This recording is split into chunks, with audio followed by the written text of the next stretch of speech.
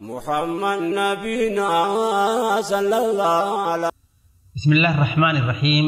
السلام عليكم ورحمة الله وبركاته.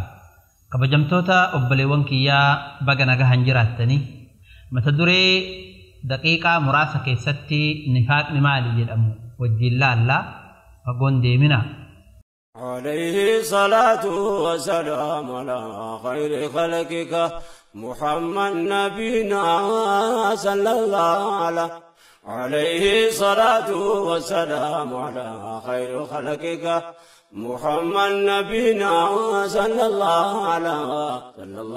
عليه.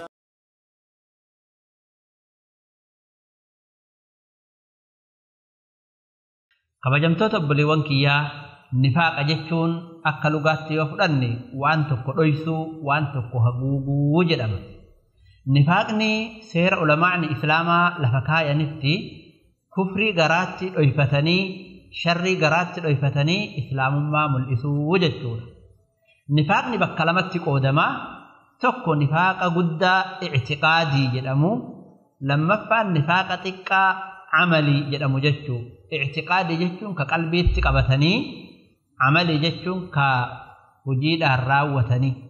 Nifaaqni i'tiqaadiin ka qalbiitti qabatanii ammatanii wajjin jiraatan ka jennu suni akka islaamummaa mul'isanii arrabaan garaa keessatti qalbiitti ammoo kufrii dhoyfatanii wajjin jiraachuuti. Murtiin isaa islaamummaa irraa nama baasa. Gosti isaa tokko akka rasuula rabbii kijibsiisuu, lama garii waan rasuula rabbii dhufaniin keessaa kijibsiisuu yoo marallee kijibsiisuu dhaban, sadaffaan rasuula rabbii jibbuu, afraffaan garii waan rasuula rabbii dhufaniin keessaa mara odoon tahin jibbuu jechuudha. Akkasuma islaamummaan yoo gadi deemte gammaduu, yoo islaamummaan tumsamtee islaamummaan babal'atte jibbuu. Kunniin nifaaqa i'tiqaadii jedhameetiin laalama.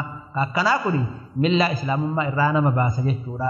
Nifaaqa amalii ka jennu ammoo hujii munaafiqtoonni hojjetan raawwachuu, qalbii keessatti iimaanni odomaa nama jiruuyyuu murtiin isaa dilii gurguddoo irraa lakkaayama. Islaamummaa irraa nama baasu jechuudha. Fakkeenyi isaa akka kijiba heddummeessuu, beellama yoo namaan seenan beellama sanirraa hafuu, akka ganuu namatti hojjetu, akka hujii yeroo hojjetan hujii san keessatti na argiif waan san hojjetu, ka akkanaa kunneen nifaaqa amalii jedhameetiin laalama. Sagantaan keenya kaarraa asumatti dhaabbataa. Sagantaa itti aanuun haga walitti deebinutti nagahaa keessa jiraadha.